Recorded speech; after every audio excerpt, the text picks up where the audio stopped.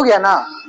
अब देखो कि दर्पण में हम लोग चिन्ह परिपाटी पढ़ते हैं और आप लोग ध्यान से समझने का प्रयास कीजिएगा कि चिन्ह परिपाटी का उपयोग हम लोग दर्पण में कैसे करते हैं और इसकी आवश्यकता हमें क्यों पड़ती है।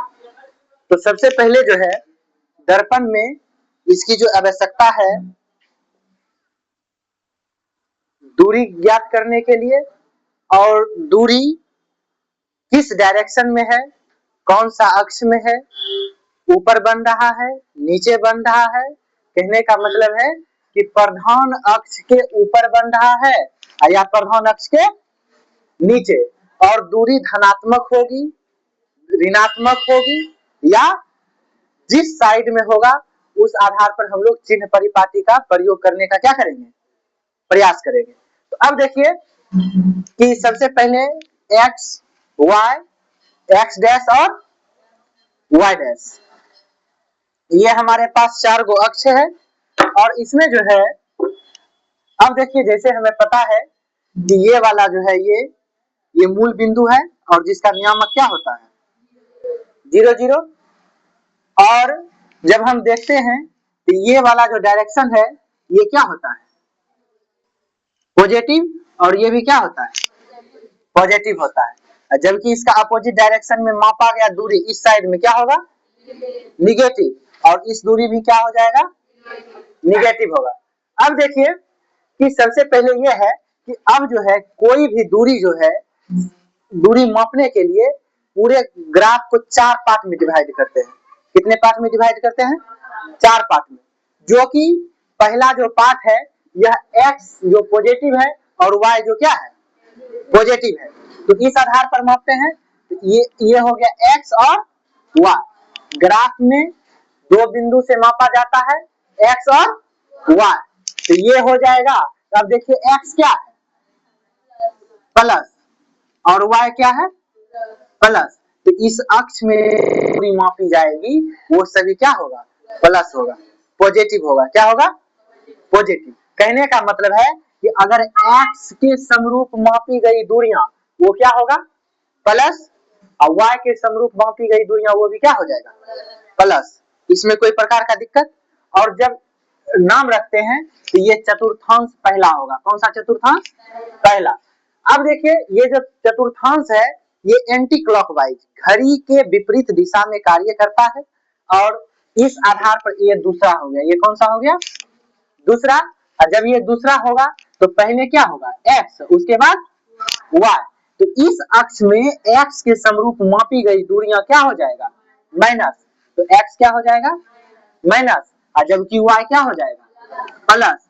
तो इस चतुर्थांश क्या हो जाएगा माइनस कॉमा प्लस, और ये कौन सा हो जाएगा तीसरा। और इसमें भी पहले एक्स उसके बाद वाई। और देखते हैं कि ये समरूप में मापी गई दूरियां ये क्या होता है माइनस, और ये भी दूरी क्या होता है माइनस। तो अब देखिए ये हो गया माइनस और माइनस।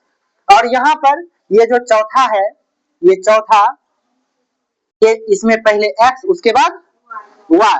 तो एक्स का वैल्यू क्या है पॉजिटिव है और वाई का निगेटिव, तो ये हो गया प्लस कोमा माइनस। अब देखिए ये सब जो है छोटी छोटी चीजें को हम लोग समझते हैं, और जब छोटी छोटी चीजें को हम समझेंगे तो इससे यह मिल रहा है कि ये जो दूरी मापेंगे इस पर जो दूरी मापा जाएगा वो ऋणात्मक होगा, इस पर जो दूरी मापा जाएगा धनात्मक होगा, इस पर जो दूरी मापा जाएगा ये भी क्या होगा धनात्मक, और जबकि इस आधार पर जो दूरी मापा जाएगा वो क्या होगा ऋणात्मक। यहाँ तक कोई दिक्कत। इस बिंदु का नियामक 0,0, इसका वैल्यू मतलब क्या x भी 0 y भी 0। क्यों? क्योंकि यही जो मूल बिंदु है इसको हम मूल बिंदु बोलते हैं। कौन सा बिंदु मूल बिंदु, ओरिजिन पॉइंट। समझे कौन सा पॉइंट ओरिजिन पॉइंट, इसको लिख सकते हैं हम लोग मूल बिंदु। अब देखिए मूल बिंदु बोल सकते हैं क्योंकि यहीं से x की भी दूरी मापी जाती है और y की भी दूरी मापी जाती है। क्या हुआ कोई दिक्कत है? अरे बोलने में जो हो गया। अच्छा कोई बात नहीं है, पहला वीडियो है ना, धीरे धीरे हो जाएगा सब। अच्छा चलिए अब हम लोग आगे बढ़ते हैं। तो अब देखिए दर्पण को हम लोग रखे मूल बिंदु के आधार पर, ध्यान से सुनो, दर्पण को मूल बिंदु के अनुसार और प्रधान अक्ष के सापेक्ष रखे, और ये वाला जो एक्स का जो दूरी है ये प्रधान अक्ष का डायरेक्शन कर दिया। कौन सा काम किया?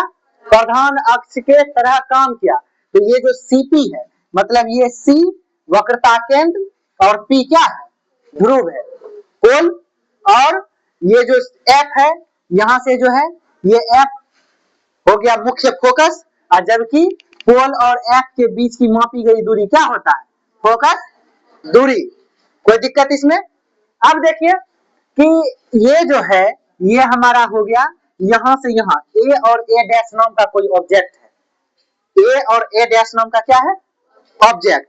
मतलब कहने का मतलब है कि ए और ए डैश, समझे? ये क्या है? HO, मतलब हाइट ऑफ ऑब्जेक्ट, मतलब ऊंचाई है। तो ए और ए डैश एक वस्तु रखा गया है जिसका ऊंचाई क्या है? HO। जिसका ऊंचाई क्या है? HO। और इसका ऊंचाई क्या हमारे पास निकल गया? HO। और जब HO हो गया ये हमारा हो गया क्या?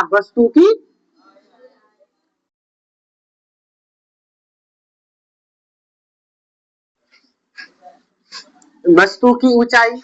अब रे नूनू देखो, वस्तु की ऊंचाई, वस्तु की ऊंचाई क्या हमारा y अक्ष के समरूप वस्तु खड़ा है? वस्तु y अक्ष के समरूप खड़ा है, तो कहने का मतलब है कि इसका जो दूरी होगा y अक्ष के आधार पर मापा जाएगा। अब बताइए कि वस्तु धनात्मक, वस्तु की ऊंचाई धनात्मक होगी या ऋणात्मक? धनात्मक। तो वस्तु की ऊंचाई क्या हो जाएगा हमारे पास? धनात्मक। कोई प्रकार का दिक्कत? अब देखते हैं कि यहां से एक वस्तु जो है, ये जो यहां से जो प्रकाश की किरण यहां से आया और बिंदु बी पर क्या हो गया? टकरा गया, और पुनः मुख्य फोकस से बाहर निकलता है। तो अब ए और पोल, अब देखो ए डैश और पी, तो एक तरह से मतलब ए और बी एक आधार से हमारा वस्तु और आईना के बीच की दूरी हो गया, मतलब वस्तु और दर्पण की बीच की दूरी, जिसे हम कौन चीज से सूचित करते हैं? यू से। क्या चीज से सूचित करते हैं? यू से। तो हम लिख सकते हैं ए डैश पी, ए डैश पी, हम लिख सकते हैं ए डैश पी। तो अब ए डैश पी हमारा क्या हो गया? यू हो गया। अब यू हमारा क्या है? यू हो गया हमारा वस्तु की दूरी। कहां से कहां तक?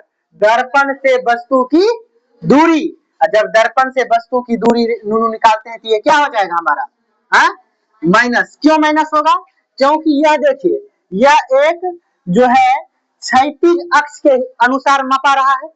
ये हमारा कौन सा अक्ष है? क्षैतिज। इस अक्ष को हम बोलेंगे क्षैतिज अक्ष। कैसा अक्ष बोलेंगे? क्षैतिज अक्ष। और ये जो खड़ा है इसको हम क्या बोलेंगे? उदग्र अक्ष। अब देखिए क्षैतिज अक्ष, अब ये देखिए ओरिजिन से लेकर क्षैतिज अक्ष, कहने का मतलब है कि ये एक्स डैश पर मापा रहा है, और एक्स डैश हमारा क्या है? ऋणात्मक। क्या है? ऋणात्मक, मतलब माइनस है। तो इसीलिए वस्तु की जो दूरी होगी वो क्या होगी? माइनस। कहने का मतलब है वस्तु की दूरी, और ये हमारा क्या निकल जाएगा? माइनस, ऋणात्मक होगा। कोई दिक्कत यहाँ? अब देखिए कि जब वस्तु, एक वस्तु है, दर्पण से प्रकाश की किरण टकराया और मुख्य फोकस से कहां निकल गया? बाहर। और देखते हैं कि एक यहां से प्रकाश की किरण सी, मतलब वक्रता केंद्र, वक्रता केंद्र से निकलता है और जिस बिंदु पर प्रतिच्छेद करता है या प्रतिच्छेदी बिंदु क्या कहलाता है? प्रतिबिंब। या प्रतिच्छेदी बिंदु क्या कहलाएगा? प्रतिबिंब। और बी डैश का क्या बन जाता है? प्रतिबिंब। बी और बी डैश क्या बन गया नूनू रे? प्रतिबिंब। तो बी डैश हमारा क्या निकल जाएगा? भी। क्या निकलेगा? भी। बी डैश क्या निकल गया हमारा? भी। और ये भी क्या है? ये भी है प्रतिबिंब की दूरी। अच्छा आप देखिए कि प्रतिबिंब की दूरी कहां से मापा गया? पोल से। कहां से मापा गया है? पोल से। क्यों? क्योंकि हम जानते हैं कि दर्पण में कोई भी दूरी यहाँ पोल से, ध्रुव से मापी जाती है किसके अनुसार? प्रधान अक्ष के अनुसार। हम प्रधान अक्ष के अनुसार कोई भी दूरी कहां से मापेंगे? ध्रुव से। कहां से मापेंगे? ध्रुव से, पोल से मापेंगे। तो हम लिख सकते हैं नोट में क्या कि कोई भी दूरी दर्पण में कोई भी दूरी कहां से मापा जाता है?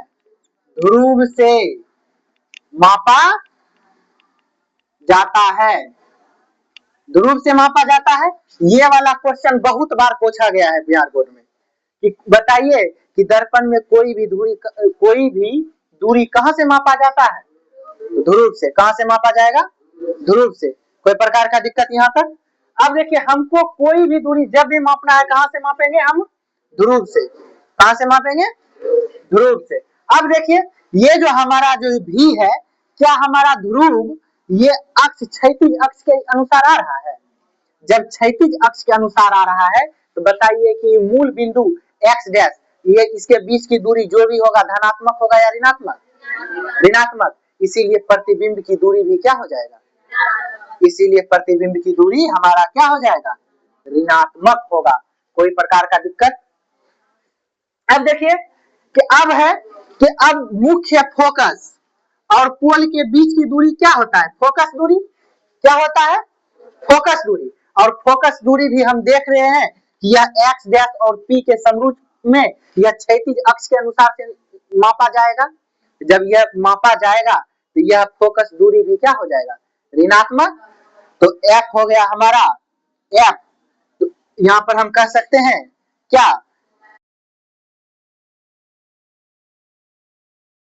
हम देखो एफ जो कैपिटल होगा वो होगा मुख्य फोकस, और यही जो स्मॉल एफ होगा ये क्या हो जाएगा हमारे पास? फोकस दूरी। और जब ये हमारा फोकस दूरी हो जाएगा तो ये हमारा क्या हो जाएगा? ऋणात्मक। ये भी क्या हो जाएगा? ऋणात्मक।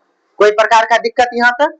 अब देखिए ये जो सी है वक्रता केंद्र। अच्छा हम जैसे एक मान लीजिए कि एक हम बनाते हैं वृत्त, और जहां तक हम ये भी पढ़ रहे हैं कि दर्पण एक खोखले गोले का भाग है, इसका बीच का सेंटर सी है, तो ऑटोमेटिक है यहाँ जब यह परिधि से जिस बिंदु पर टच करेगा वो आर बनाएगा, त्रिज्या बनाएगा, रेडियस बनाएगा।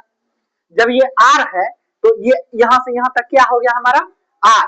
और हम देख रहे हैं कि यहाँ हम पोल से दूरी माप रहे हैं, और ये किस आधार पर है? यह क्षैतिज अक्ष के आधार पर है। क्षैतिज अक्ष हम लोग पढ़ रहे थे, एक खड़ी रेखा होता है, एक परी रेखा होता है। यह रेखा देख रहे हैं कि यह क्षैतिज अक्ष परी रेखा की तरह काम कर रहा है, तो ये भी क्या हो जाएगा हमारा? ऋणात्मक। ये भी क्या हो जाएगा हमारा? ऋणात्मक। तो हमारा हो गया क्या? सीपी। क्या हो गया? सीपी। सीपी हमारा हो गया क्या? आर। आर हमारा क्या हो गया? माइनस। अब बताइए इसमें और कोई पॉइंट बचल है? इसमें मूलतः सभी पॉइंट हो गए हैं, और कोई बचल है? हाँ। और देखिए एक हमारे पास बच गया ये एच आई। एच आई क्या?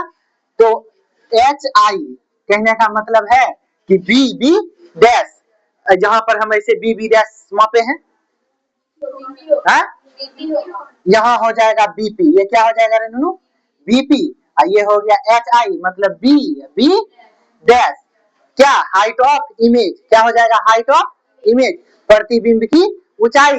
अब देखिए प्रतिबिंब की ऊंचाई ये वाई डैश अक्ष के अनुसार ये नीचे से मापा रहा है। कहा देखिए ये पूरा का पूरा सब काम कौन कर रहा है? ये प्रधान अक्ष। कौन कर रहा है? प्रधान अक्ष। और यही बता रहा है कौन पॉजिटिव होगा और कौन निगेटिव होगा। जब हम देखते हैं कि एच एच आई मतलब बी बी डैश हमारा क्या हो गया? हो गया प्रतिबिंब की ऊंचाई। क्या हो गया रेनू? प्रतिबिंब की ऊंचाई। प्रतिबिंब की ऊंचाई, और प्रतिबिंब की ऊंचाई हमारा क्या निकल गया? माइनस, ऋणात्मक निकल गया। कोई प्रकार का दिक्कत? लेकिन एक बात हम आपको बताए थे कि जब दर्पण में हम अवतल दर्पण में 6 कंडीशन पढ़े थे। अवतल दर्पण में कितने कंडीशन पढ़े हैं? 6 कंडीशन। और जब हम 6 कंडीशन पढ़े हैं तो इसमें हमको यह पता चलता है कि हम वस्तु को अलग अलग जगह पर, और जब हम देखते हैं कि वस्तु को फोकस और ध्रुव के बीच रखते हैं तो प्रतिबिंब दर्पण के पार बन जाता है, दर्पण के बाहर बन जाता है, जो काल्पनिक होता है, बड़ा होता है और सीधा होता है। तो जब हम देखते हैं कि सपोज दैट मान लो कि वस्तु को हम यहाँ रखें, कहाँ रखें, यहाँ, मतलब F और P के बीच, तो ऑटोमेटिक है कि प्रतिबिंब कहाँ बन जाएगा, दर्पण के पीछे। जब दर्पण के पीछे बनेगा तो अब बताइए कि ये यहाँ पर हमारा खड़ा प्रतिबिंब बनने का संभावना हो जाएगा और यह प्रतिबिंब क्या हो जाएगा, है, यह प्रतिबिंब की ऊंचाई भी धनात्मक, और देखिए दूरी जो है यह इस x के अनुसार मापा जाएगा, इसीलिए इस प्रतिबिंब का दूरी भी हो जाएगा धनात्मक और ऊंचाई भी हो जाएगा धनात्मक। यहाँ तक कोई प्रकार की दिक्कत? तो अगर हम लिख सकते हैं तो नोट में लिख देंगे, नोट में कि अगर कोई वस्तु F और P के बीच हो तो प्रतिबिंब क्या होगा, दर्पण के पीछे। और जब दर्पण के पीछे तो सीधा, दर्पण के पीछे तो सीधा होगा तो काल्पनिक, काल्पनिक, अरे नुनू, और जब सीधा होगा तो काल्पनिक होगा, और काल्पनिक जब है तो यह वस्तु से प्रतिबिंब कैसा बन रहा है, बड़ा, वस्तु से बड़ा, तो वस्तु से बड़ा प्रतिबिंब, वस्तु से बड़ा प्रतिबिंब। और जब वस्तु से बड़ा प्रतिबिंब हमारे पास आता है तब उस आधार पर हम देखते हैं कि यह वस्तु की दूरी भी धनात्मक, वस्तु की ऊंचाई भी धनात्मक, कोई प्रकार का दिक्कत? तो यहाँ हो जाएगा, तो वस्तु की दूरी, सॉरी प्रतिबिंब की दूरी, प्रतिबिंब इस बार बनेगा ना, तो प्रतिबिंब की दूरी और ऊंचाई, और ऊंचाई क्या होगा, धनात्मक होगा। कोई प्रकार का दिक्कत रे नुनू? कोई दिक्कत नहीं ना है? क्षैतिज ये अक्ष हो गया। चलिए अब किसी के मन में कोई भी प्रकार का क्वेश्चन है पूछ लीजिए आप। देखो एक बार फिर से संग्रह समझा देते हैं। एक ग्राफ लिए, ग्राफ में हम सबसे पहले चतुर्थांश को चयन कर लेंगे, क्वाड्रेट को। ये हो गया पहला, ये हो गया दूसरा, ये हो गया तीसरा और ये हो गया चौथा। चौथा में हमको पता है कि पहला प्लस प्लस होता है, दूसरा माइनस प्लस होता है, तीसरा माइनस माइनस होता है और चौथा प्लस। क्यों? क्योंकि x पहले होगा तब y। देखते हैं कि x प्लस है और y, यहाँ देखते हैं x भी माइनस है y भी, यहाँ देखते हैं x माइनस है और y, यहाँ देखते हैं x भी प्लस y भी। यहाँ इसमें कोई दिक्कत? इसमें तुम मान लो ये जो नीचे, जो ये बिंदु से जो नीचे मापा गया हुआ है ये क्या होगा, इस बिंदु से ऊपर जो मापा गया हुआ है, इस बिंदु, ये मूल बिंदु जिसको हम ध्रुव माने हैं, यहाँ से यहाँ तक में मतलब x डैश जो मापा जाएगा वो क्या होगा, माइनस होगा। कोई दिक्कत? एक दर्पण m डैश का निर्माण करते हैं जिसका प्रधान अक्ष का काम हमारा x डैश करेगा।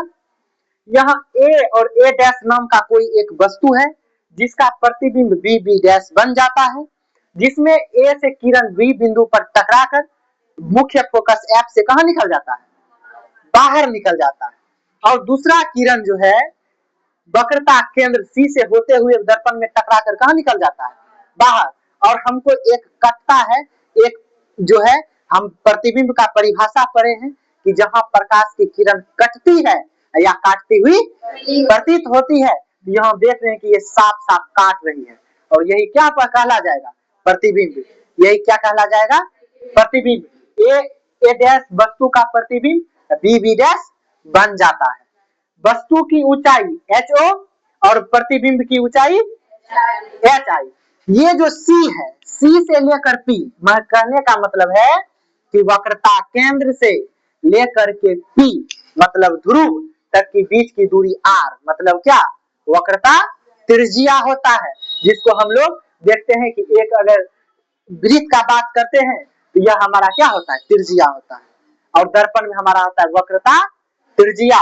और ये है, ये जो पॉइंट है ये एफ होता है मुख्य फोकस, और एफ और पी मतलब मुख्य फोकस और ध्रुव की बीच की दूरी फोकस दूरी कहलाती है।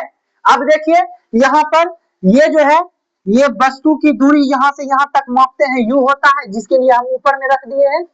और प्रतिबिंब की दूरी ये भी दर्पण से ही मापा जाएगा, ये हमारा क्या हो गया, भी हो गया। कोई प्रकार का दिक्कत?